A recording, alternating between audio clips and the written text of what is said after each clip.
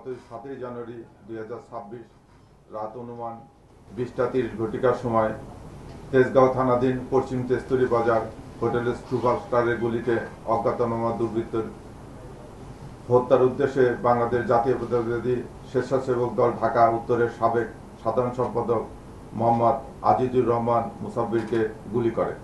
এই ঘটনায় মুসাব্বির সহ 2 জন গুলিবিদ্ধ হয়।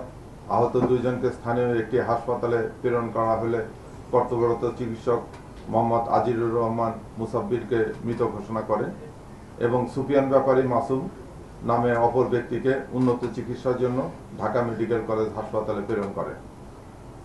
প্রিয় সাংবাদিক বৃন্দ, দেশব্যাপী আলোড়ন সৃষ্টিকারী এই ঘটনায় নিহতের স্ত্রী বাদী হয়ে তেজগাঁ থানায় একটি মামলা দায়ের করেন। পরবর্তীতে এই মামলাটি নিবিড় ও সুষ্ঠু তদন্তের জন্য ডিবিডিএমপির নিকট হস্তান্তর করা হয়। এই ঘটনার পরপরই ঢাকা মহানগর গোয়েন্দা পুলিশ ঘটনার প্রকৃত রহস্য উদ্ঘাটন, ঘটনার সহিত জড়িত ব্যক্তিদের গ্রেপ্তার, ঘটনায় ব্যবহৃত অস্ত্রগুলি এবং মোটরসাইকেল উদ্ধার জন্য ডিবির একাধিক টিম দেশের বিভিন্ন অঞ্চলে অভিযান পরিচালনা করে। ঘটনাস্থল থেকে আমরা সংগৃহীত করি সিসিটিভি ক্যামেরা ফুটেজ। এই ফুটেজ এবং তথ্য প্রযুক্তির বিশ্লেষণ প্লাস আপনাদের মিডিয়ার যে কর্মীরা আছেন তাদের যে তথ্য উপাত্ত এগুলো বিশ্লেষণ করে আমরা একাধিক টিম রাজধানী ঢাকা, মানিকগঞ্জ, ময়মনসিংহ, নেত্রকোনা জেলায় ধারাবাহিক অপারেশন পরিচালনা করে এবং এই ঘটনার সাথে শুটিং ইনসিডেন্টে সরাসরি জড়িত থাকা শুটার জিন্না, সমন্বয়কারী এই ঘটনা যে সমন্বয় করেছিল সে বিল্লাল, তারপরে ঘটনা সংগঠনের পর তাদের আত্মগোপনের সহায়তাকারী আব্দুল কাদের ও ঘটনা যে রেকি করেছিল সেই রিয়াজকে গ্রেপ্তার করি। এ ব্যাপারে আপনারা অবগত আছেন। পরবর্তীতে চাঞ্চল্যকের মামলার সুষ্ঠু তদন্ত শুরু থেকে আমরা অত্যন্ত গুরুত্ব দিয়ে তদন্ত করছি। ঘটনার পেছনে সম্ভাব্য কারণ সমূহ চুলচেরা বিশ্লেষণ, গ্রেপ্তারদের কাছে প্রাপ্ত তথ্য পর্যালোচনা করে ঘটনা ব্যবহৃত আগ্নেয়াস্ত্র উৎস অনুসন্ধান সহ পলাতক অন্যদের গ্রেপ্তারের তৎপর থাকি।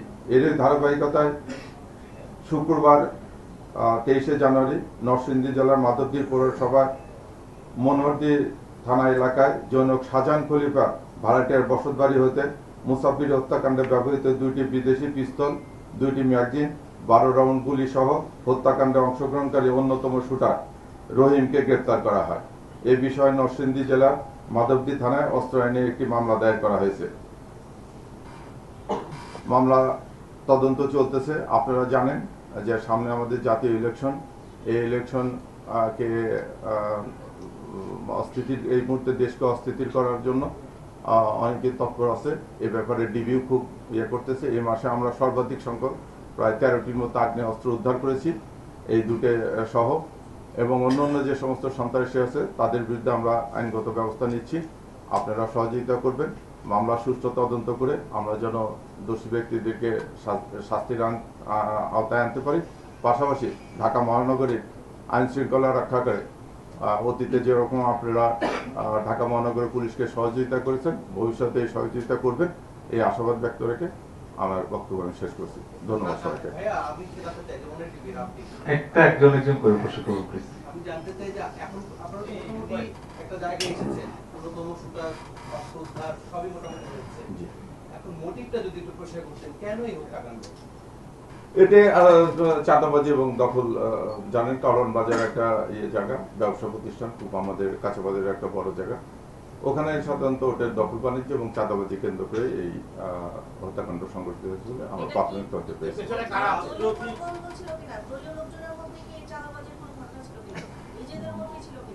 চাঁদাবাজদের আসলে কোনো দল নাই, আমরা প্রাথমিকভাবে ইয়ে করে দেখছি প্রায় 8-9টা গ্রুপ আছে ওখানে, বিভিন্ন নামে নামে তারা চাঁদা তোলে। এখন এই সিন্ডিকেটটা ভেঙে দেওয়ার আমরা চেষ্টা করতেছি। আমরা অচিরে এটা নিয়ে অপারেশনও করবো। বিনাশ নামে একজনের নাম পাওয়া যাচ্ছে, বিনাশ, যিনি দেশের বাইরে থাকেন, তার নামেও চাঁদা তোলা হচ্ছে। আমি বিনাশ দাদা, এই বিনাশ দাদা তার অর্থায়নে এই হত্যাকাণ্ড কথা আছে, আপনারা কি তদন্তে এসেছেন? হ্যাঁ, দিল্লির বরফে বিনাশ এরকম একটা নাম আসছে, আপনারাও কয়েকটা মিডিয়া এটা নিয়ে করেছেন। আমরা প্রাথমিকভাবে এটার পেয়েছি, কারণ যে আসামিগুলো ধরা হয়েছে তাদের প্রত্যেকের সঙ্গে, এবং আপনারা জানেন যে আমরা একটা 164 করেছি একজন আসামি, এবং ওদের কথোপকথনে একটা জিনিস উঠে আসছে, এক জায়গায় বলছে যে দাদা আছে, দাদা দেখবে দেখবে, দিস ইজ ট্রু। আমরা যাকে এটা করতে গ্রেফতার করা হয়েছে সেই কি মূল শুটার কিনা এটা একটু বলবেন, আর তারা কি তাহলে আসলে ভাড়াটে কিলার ছিল কি?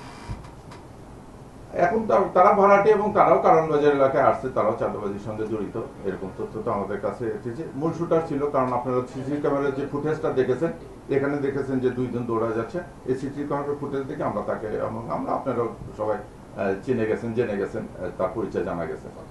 মানে এই রহিমি মূল শুটার ছিল। জি জি, শুটের দুইজন করেছে, রহিমা করেছে, জিনাতও করেছে। তার কাছ থেকে হত্যার কারণ কি জানা গেছে কিনা? এই কারণ আপনাদের শেষ পর্যায়ে চলে আসছে। এটা এই যে আমি যেটা বললাম, যে তারা ওই আপনার যে নামটা বললেন, বলতেছে যে ওখান থেকে আমরা নির্দেশিত হয়েছি এবং এটা দখল ইয়ে।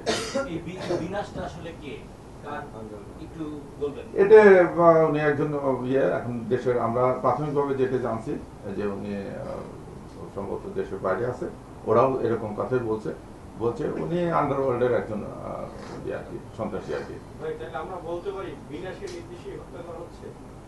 প্রাথমিক তদন্ত এখন পর্যন্ত আমাদের কাছে এটাই আছে। বিনাশের রাজনৈতিক কোনো পরিচয় আছে না, এটা আমরা এখনো ইয়ে করতে পারিনি ভাই।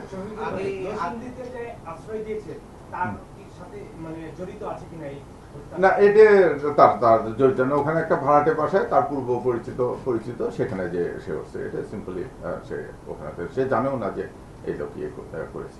প্রাথমিক জিজ্ঞাসাবাদে আপনার চাঁদাবাজের কয়টা সিন্ডিকেট পেয়েছে, মানে কয়টা গ্রুপ আছে?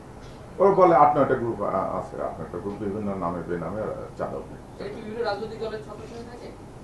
ওইভাবে বলে না, এরা গ্রুপ প্রধানদেরকে বলে। এটা তো আসলে 8-9টা তার রাজনীতি দল ইয়ে করে না, এরা গ্রুপ প্রধানদের কথা বলে যে আমি অমুকের গ্রুপে, আমি অমুকের গ্রুপে, এইভাবে আমরা রাজনৈতিক দলের আশ্রয় থেকে চাঁদাবাজি করছে। তাদেরকে বিভিন্ন রাজনীতিক প্রোগ্রামে দেখা গেছে গ্রেপ্তারকৃতদের বিশেষ দলে। এখন এটা আপনারা দেখতে পারেন, আমি মনে করি যে সন্ত্রাসীদের আসলে কোনো দল নাই। এরা নিজেদের প্রয়োজনে সব জায়গায় যেতে রাজি আছে। আমার কাছে প্রাথমিকভাবে এটি মনে হয়। শফিক ভাই, একটা বিষয় হলো না, এমনি সার্বিকভাবে যদি মনে করেন, সার্বিকভাবে স্ট্যাটিস্টিক্স যেটা বলে সেটাতে এই অস্ত্রের ব্যবহার কমেছে। আমরা তো যেটা বললাম যে বসে নেই, ডিবি কর্তৃকে আমি স্টেটমেন্ট দিলাম যে এই মাসে আমাদের 13টার মতো অস্ত্র উদ্ধার আছে। তো এটা তো আসলে আমরা বসে না, আমরা কাজ করে যাচ্ছি। আর সার্বিকভাবে যেটা পরিসংখ্যানে যেটা বলে, আমাদের ঢাকা মহানগরী এলাকা অন্য যে বছরের তুলনায় এখন আমাদের হত্যা এবং ইয়ে দুটি কম। এটা আমাদের শেষ প্রশ্ন। মুসাফির এবং তারপর তার আগে কিবরিয়া, আমরা দেখছি যে অনেকগুলো জায়গায় আন্ডারওয়ার্ল্ডের কানেকশনটা উঠে আসছে। নির্বাচনের আগে কি আন্ডারওয়ার্ল্ড এই দেশকে বা আমাদের নির্বাচনকে আসলে নিয়ন্ত্রণ করতে পারে কিনা, এই ব্যাপারে আপনাদের কোনো তথ্য আছে কিনা? না, এরকম কোনো অপতৎপরতার ব্যাপারে আমরা জিরো টলারেন্স, এটা আমরা যেটা বলি, এরকম কোনো অপতৎপরতা ইয়েতে করা যাবে না। আইন শৃঙ্খলা ইয়েতে আমরা প্রত্যেকটা ইউনিট, আমাদের যতগুলো ইউনিট আছে ডিএমপি সহ সারা বাংলাদেশে, এই ব্যাপারে আমরা জিরো টলারেন্স। সাম্প্রতিক আইন শৃঙ্খলা বাহিনীর একজন এটা last প্রশ্ন, হ্যাঁ। কর্মকর্তা বলেছেন, উনি বক্তব্য বলেছেন আপনার ঠিকমতো এই আগের যে মামলা মোকদ্দমার কারণে আপনার ঠিকমতো কাজ করতে পারছেন না, এই বিষয়ে আপনি কি বলবেন? না, এটার মূল্যায়ন আপনাদের কাছে তুলে দেবো। আর ঢাকায় যে কয়টা ঘটনা ঘটছে, আমরা তো আপনাদের ইয়েতে প্রত্যেকটাতে আমরা ইনশাল্লাহ ডিটেক্ট করেছি। এটার মূল্যায়ন ভার আমি আপনাদেরকে দেবো। ধন্যবাদ স্যার। আমাদের প্রেস ব্রিফিং এখানে শেষ। আপনাদের সকলকে আন্তরিক ধন্যবাদ ও কৃতজ্ঞতা। আসসালামু আলাইকুম।